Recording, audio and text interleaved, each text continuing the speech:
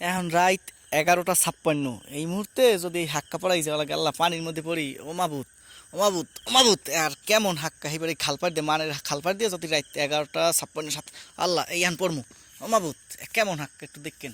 ও বাবা গো, ও বাবা, ও বাবা, আল্লাহ তুমি ভাগ্য এই বাসাই না, ও মাবুত।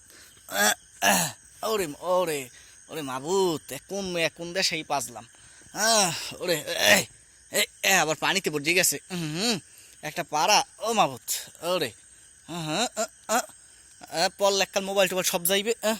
আল্লাহ তুমি ভাগ্য বাঁচাই নাও, আর জীবনে হাক্কায় আর উঠবো না।